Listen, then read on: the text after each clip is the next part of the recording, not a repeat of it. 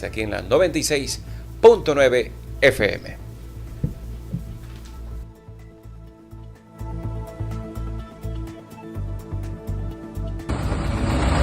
No va bien en la sintonía. Quisiera comenzar con algo. Encantado. El tema de ayer de un juez que dijo no vamos a hacer este tema de médico que tú solicitaste 2 veces, porque el problema es que podría prevaricar el juez. Frente a esas circunstancias de ese tema que se llama triple A, ¿qué vas a hacer? Yo no tengo que hacer nada, eso depende de los abogados, y este enlace es para hablar sobre Guayaquil, pues no sobre mi tema que es trillado. Creo que incluso los que no están a favor de alguna posición se han dado cuenta que eso es una persecución, pues sí. Entonces de ahí es un tema totalmente legal. Ya tenemos 8 meses con este caso y se cierra la instrucción fiscal el 11 de mayo. A partir de ahí, el que más quiere que se vaya a la audiencia para la supuesta preparatoria de juicio soy yo. ¿Con qué elementos me van a llamar a juicio si no hay? La última audiencia, los elementos eran de que yo era representante legal y afiliaba a estaciones de servicio. Obvio, pues si ese es el espíritu de ser una comercializadora de combustibles, tener que afiliar a terceros. Si algún tercero ha cometido algún delito, ¿yo qué culpa tengo? Yo no soy la Agencia de Regulación y Control Hidrocarburífera, que es la que, como dice el nombre, controla y regula. Así que eso es un tema que lo manejan nuestros abogados y la verdad es que yo estoy tranquilo, ¿no? La gente habló bien cuando terminó la elección y fuiste el primero en reconocer el triunfo de Daniel Noboa. ¿Cómo así? Bueno, es que no es que cómo así. La gente se sorprende por lo que debería ser. Pero bien se sorprendió. Sí, pero algunos que se sorprenden al revés. No les gusta tal vez la postura, pero es el deber ser, pues, o sea, nos sorprendemos por cosas que tienen que pasar.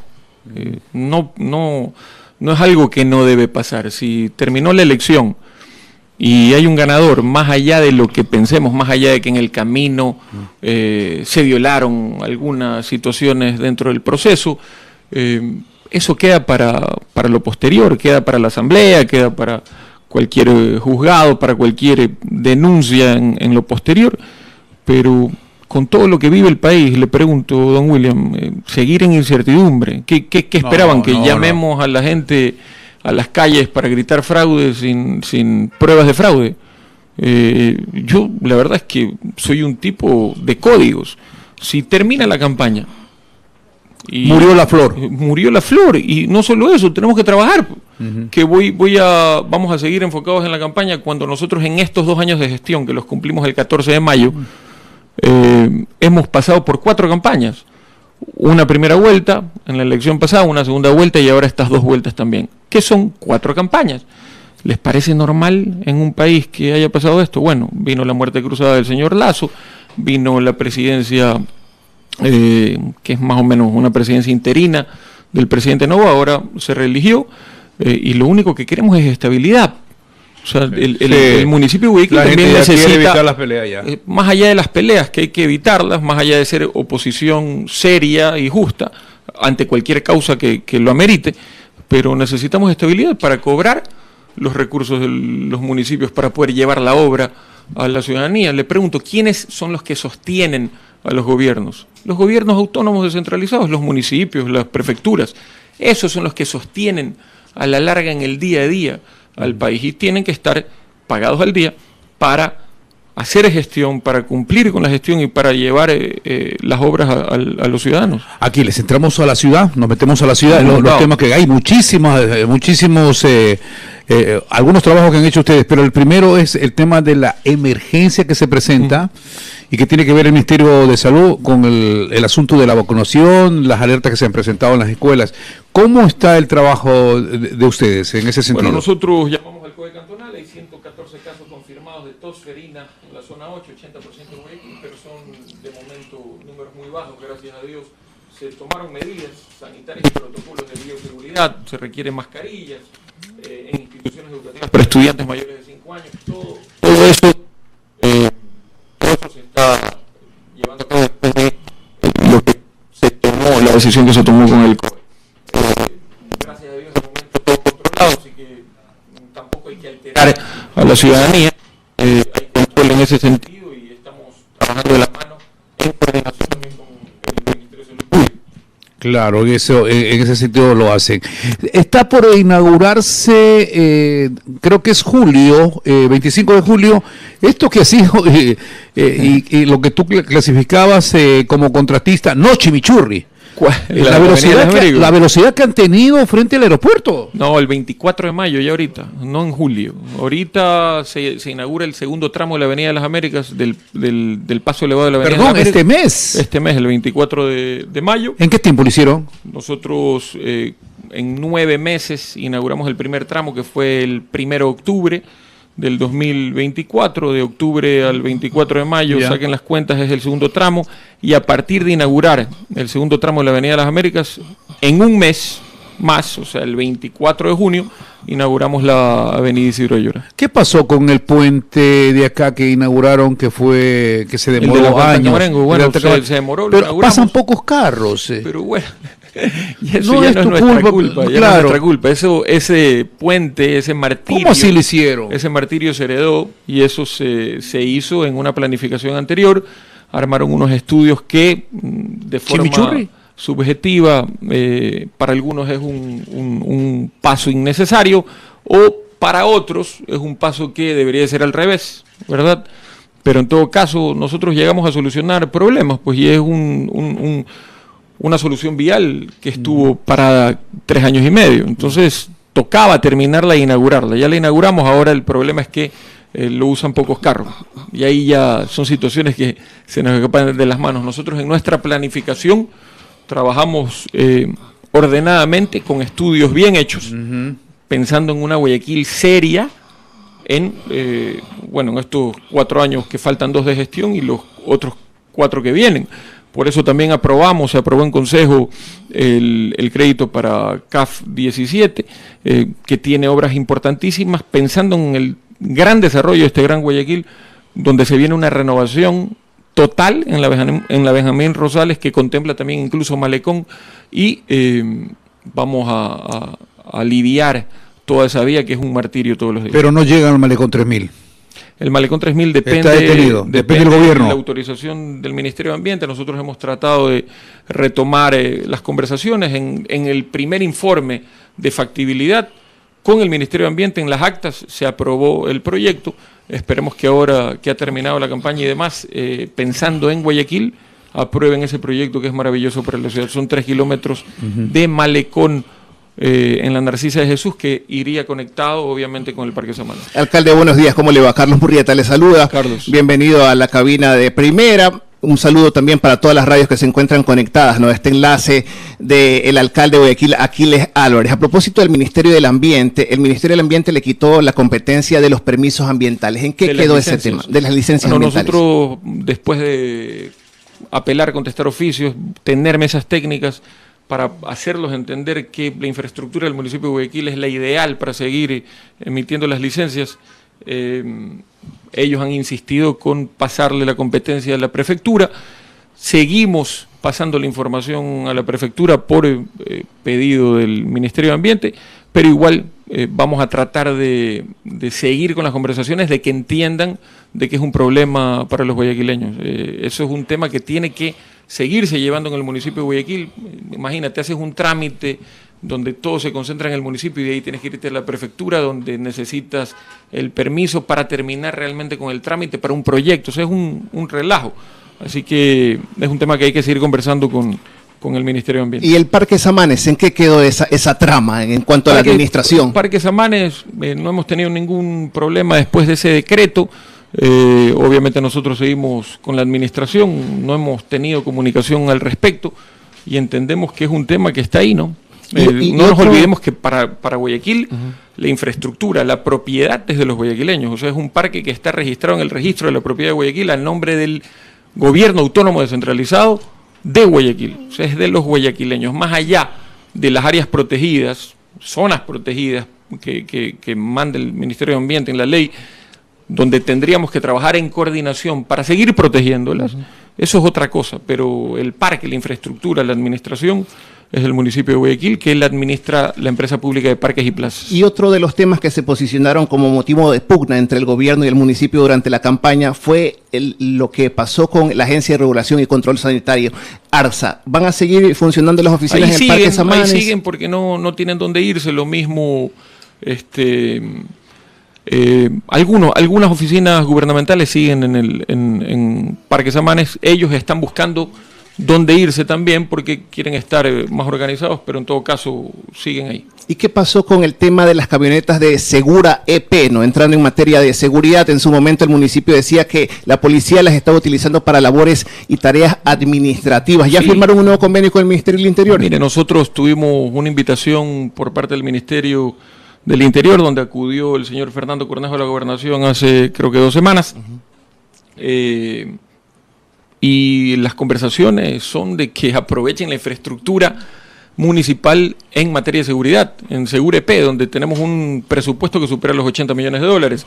Eso contempla también seguir trabajando con las camionetas a disposición de la fuerza pública, militares y policías, en coordinación, pero usándolas como tienen que usarse. Hay una papita caliente que tiene que ver con la transportación, que es un dolor de cabeza.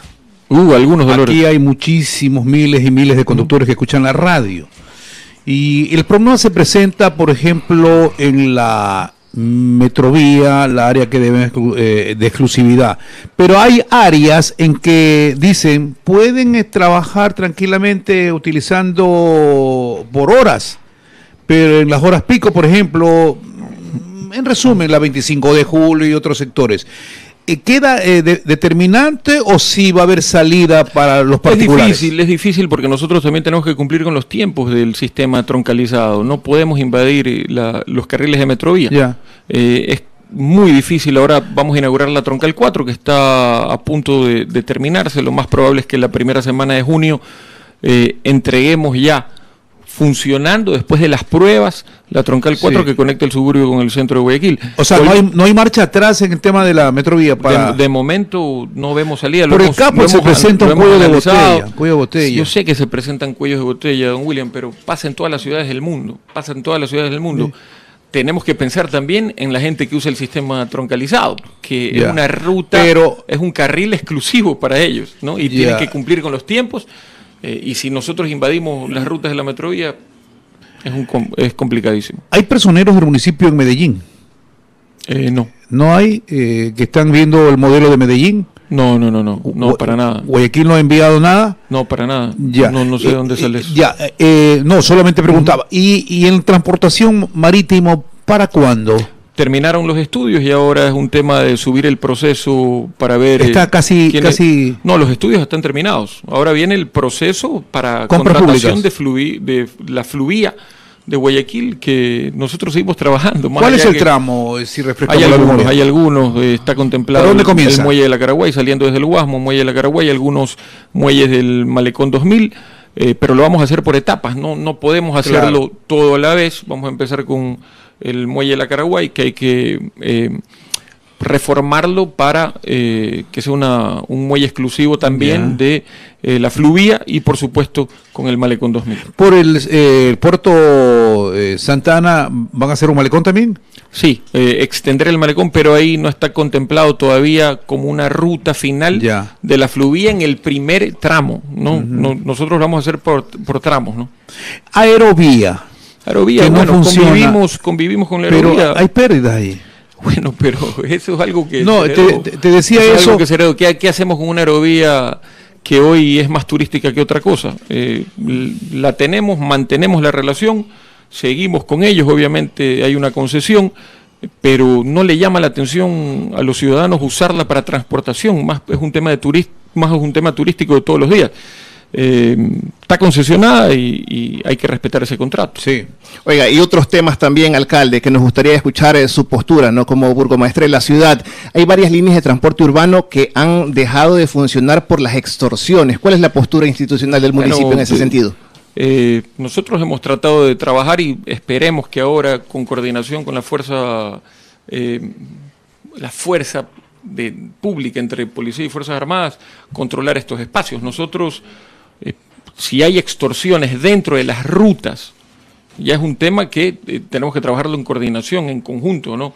Hay situaciones aisladas, pero no solo eso, también hay líneas que han dejado de trabajar por incumplimientos con la ATM, no solo... La 118, la 54... Claro, entonces, no es que solo han dejado de trabajar por las supuestas extorsiones, que han sido un par de forma aislada, gracias a Dios, y hemos estado controlando los espacios, pero también es una situación que estamos manejando dentro de la ATM porque vamos a reorganizar las rutas en Guayaquil y vamos a reordenarnos en ese sentido, y en esa situación tenemos también mapeado, tenemos visto cuáles son las cooperativas que siempre están generando problemas, que te quieren hacer algún paro de transportistas y demás, cuando es una situación que se nos escapa de las manos, más aún en la situación económica que está el país. Entonces, hemos solucionado el problema y estamos terminándolo de forma progresiva en el sistema troncalizado con nuevas unidades, aire acondicionado, Wi-Fi y la inauguración de la Troncal 4. Otro gran problema que hay que enfrentar y hay que buscar cómo los integramos para tener un transporte urbano digno, privado, como el SITU, es integrarlos a este nuevo sistema que exige, primero que nada, un gran trato, orden y, por supuesto, unidades nuevas con aire acondicionado y con Wi-Fi. Es un reto gigante y enorme, pero por supuesto que lleva tiempo. Conocemos y entendemos la situación también de los transportistas. Sube la gasolina, sube el aceite, suben las llantas, el costo de las llantas, sube el mantenimiento de los carros, sube el diésel y el costo del pasaje sigue siendo el mismo. Pero si me viro también y veo a la ciudadanía, tampoco tienen plata, pues un centavo. Pero están conversando con los transportistas. Sí, por supuesto, hemos conversado. ¿Con quiénes? Porque con Cristian Sarmiento entendemos que no. No, también con él. Se han recuperado las conversaciones. Él ha entendido, mandó una carta que le recibimos y por supuesto hay que entender que aquí ningún tema se hace personal. No hay ningún problema de volver a conversar con el señor Sarmiento. De hecho, se le volvieron a abrir las puertas para conversar con él en la ATM. O sea, las líneas de buses de él podrían volver a operar. Pero por supuesto, siempre y cuando se ordenen y se regularicen. Sí sabe lo que pasó una vez que estuvieron suspendidas, ¿no? Empezaron a tapar los stickers de buses de otras cooperativas que realmente eran del señor Sarmiento y arriba le ponían el sticker que era nombre de otra cooperativa. Entonces, obviamente, los agentes de tránsito municipal sacaban el sticker, veían que era otra cooperativa y se iba al canchón. Pero hay plazos para esa conversación con los transportistas en cuanto a revisar el servicio que ellos brindan, definir el precio del pasaje. Supuesto, pero todos tenemos que unirnos para sacar adelante un problema histórico de Guayaquil, que es el de la transportación privada urbana. Vaya a la Metrovía, cada vez hay nuevas unidades, por supuesto, hay algunas que siguen siendo viejas, pero en la programación están viniendo las nuevas. Va a llegar un momento en julio del 2025 que todas las unidades van a tener aire acondicionado y Wi-Fi. Eso queremos con el transporte urbano privado SITU. ¿Por qué? Porque nosotros llegamos a Guayaquil hablando del cambio, y parte del cambio es tener un transporte digno, pues. Así como parte del cambio es tener agua potable 100% de Guayaquil, parte del cambio es tener alcantarillado en Pascuales después de más de 100 años. Hablando del cambio, ustedes aprobaron un préstamo a la CAF de 112 millones de dólares. ¿Eso va para la Sergio Toral y otros sectores más? Algunos sectores de forma equitativa, eso es lo que le decía. Ajá. No solo nos preocupamos por el Guayaquil olvidado, sino por el Guayaquil urbano, con esa plata. Por supuesto, 112 millones de dólares contempla toda la renovación de la Benjamín Rosales para aliviar todo el entorno que conecta con la Narcisa de Jesús. Vamos a reformar de forma integral Sergio Toral, sectores y cooperativas alrededor también, porque ese es el Guayaquil que necesita mucha más inversión, que obviamente no se lo ve mucho en redes sociales o incluso en el día a día, porque mucha gente no va a Sergio Toral, mucha gente no va a Ciudad de Dios, mucha gente no va a Montesinaí, mucha gente no va a Reinaldo Quiñones, mucha gente pasa por la entrada de la 8 y ni entra, pero es otra ciudad y hay que entenderlo, hay que entenderlo. También está la consultoría para la entrada paralela conocida como la Chucho Benítez, para todo ese sector, para alivianar la entrada de la 8. Entonces, sí, hay situaciones que tenemos que atender en el Guayaquil urbano, que lo hemos atendido como el nuevo proceso adjudicado para la solución vial puente de la Avenida del Bombero y Leopoldo Carrera. Lo mismo, Rodrigo Chávez y Juantán Camarengo saliendo por la ciudad de Colón. Entendemos que hay que solucionar muchísimas cosas de infraestructura vial en el Guayaquil urbano, pero para nosotros también es prioridad solucionar los problemas en ese Guayaquil que ni siquiera tiene agua. ¿Cómo pensamos en seguir dándole al Guayaquil que de alguna manera con uno que otro error o problema tiene prácticamente todo? Pero ¿y el que no tiene agua? ¿Cómo vamos? El que no tiene vías en Monte Sinaí y alrededores, que cuando llega el invierno le llega el lodo hasta la cabeza. Por supuesto que tiene que ser prioridad. Por supuesto que tiene que ser prioridad. ¿Cómo va el asunto de la legalización de tierras, todo eso en Monte Sinaí? Nosotros hemos avanzado muchísimo. Nosotros hemos avanzado muchísimo. En nuestro primer año entregamos más de 12.000 títulos. Hoy en el segundo año, que se cumple el 14 de mayo, superamos los 11.000 también. Ese es un tema que también necesitamos apertura de parte del gobierno. ¿Por qué? Porque muchos de esos terrenos son del Midubi, que no podemos regularizarlos nosotros ni entregar títulos de propiedad. Hay otros terrenos que son de Petroecuador, por darle un ejemplo. Entonces, sí hay que sentarse con el ministro encargado del área para llegar a un acuerdo entre el GAT y el gobierno. ¿Saben qué, señores? Ustedes tienen la competencia de estos terrenos o se los entregamos, legalicen los títulos de las personas que están ahí y lleven la obra, porque lo más importante es legalizar y terminar llevando la obra. ¿Cómo no podemos llevar obra a terrenos que no son municipales? Oye, hablando del gobierno, ¿está al día con las rentas municipales, alcalde? ¿O cuánto le siguen pagando con bonos del Estado? Nos hizo un pago en efectivo, quedan 4 meses más. Hay una propuesta que debe llegar hoy máximo para pagarnos estos 4 meses y ponerse al día con bonos, pero de todas maneras, entendiendo la situación del país, para nosotros sería una ayuda importantísima, ¿no? Obviamente de ahí tenemos que virarnos y hablar con los proveedores y contratistas, pero definitivamente podemos programarnos y enfrentar situaciones durante todo el año para que no pare la obra, para que no paren los servicios. Regularizaciones. El año pasado ustedes dijeron, terminaba junio, les dieron un año más. ¿Esta vez termina en junio? No, porque la situación de Guayaquil, querido William, no se ha sincerado hace más de 30 años. Comparemos la situación catastral de Quito. Va a un plazo mayor. Más allá del plazo mayor, que hay que conversarlo, hay que entender al ciudadano guayaquileño que tiene toda la voluntad de sincerar su predio, de regularizarse, y cada vez hay más pedidos. Entonces, más bien, tenemos que fortalecer más ¿Qué plazo más les das, por favor?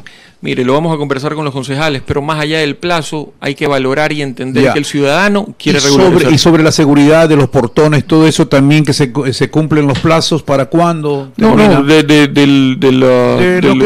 los cerramientos. De los cerramientos. Bueno, nosotros no hemos recibido muchísimas más solicitudes. No nos olvidemos que hay que ponerse de acuerdo en el barrio. Más del 70% de los vecinos han existido algunos barrios que han completado la documentación y han terminado cerrando ciertas calles. ¿Y pero los que no han cumplido?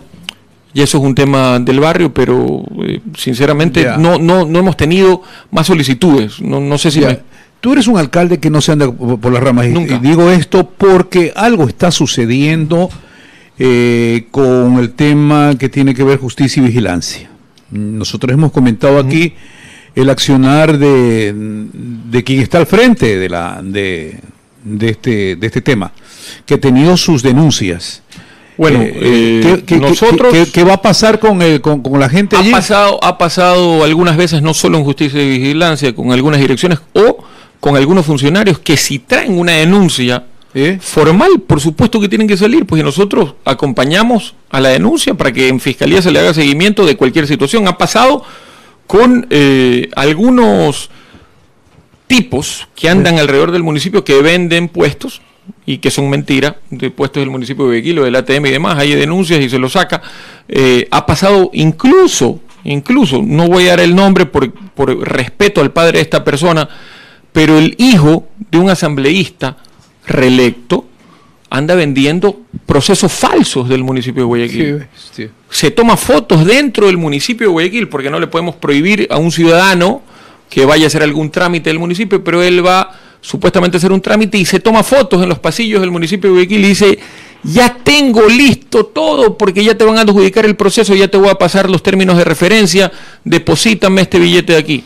Entonces, son situaciones que se dan todos los días. Si hay algo formal contra el director de Justicia y Vigilancia o contra cualquier director de cualquier dirección municipal o gerente o presidente de cualquier empresa pública, por supuesto que lo vamos a hacer. A mí, personalmente, no me ha llegado ninguna denuncia. Pero, ¿y lo que dicen de los videos en la 18? Pero denme los videos, pues, y bueno, ¿qué videos pueden haber en la 18?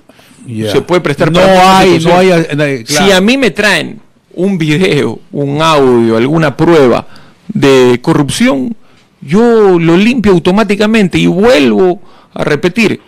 Pasó en mi primer año de gestión una persona, en algunas situaciones, algunas personas que incluso he tenido algún tipo de cercanía, algún tipo de cariño, las he tenido que sacar por algún tema que yo he visto que huele feo. Así que yo no me caso con nadie. Automáticamente, si hay algún problema, le volamos la cabeza. Oiga, hablando de temas también del municipio de Guayaquil, se entiende que están construyendo por primera vez en la historia un presupuesto participativo. Eso están es lindo. recibiendo peticiones. Cuéntenos. Bueno, presupuesto participativo 2026. Queremos que la gente se sume para presentar sus requerimientos para mejoras de su barrio, comunidad, sector. Entre los vecinos, presentar propuestas y decir, bueno, yo en mi comunidad, con mis vecinos, necesitamos un parque lineal, por darle ¿Y un ejemplo. no está la silla vacía para eso?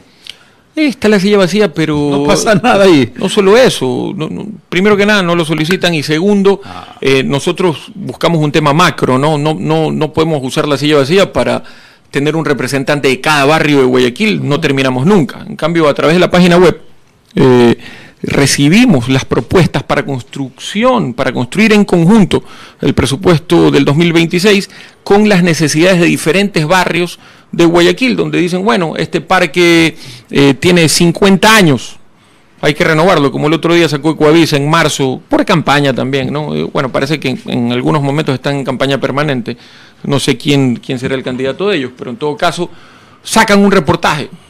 Falta de mantenimiento del parque, ni sé cuánto, la reja se está cayendo. Por supuesto, pues señor, porque la reja tiene 40 años.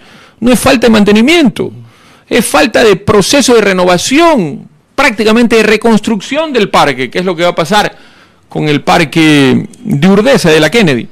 Pero ¿cómo funciona esto? ¿Cómo la gente participa? Si nos están escuchando en la Valerio Estacio, en Montesina. Se meten en la página web www.guayaquil.gov.es.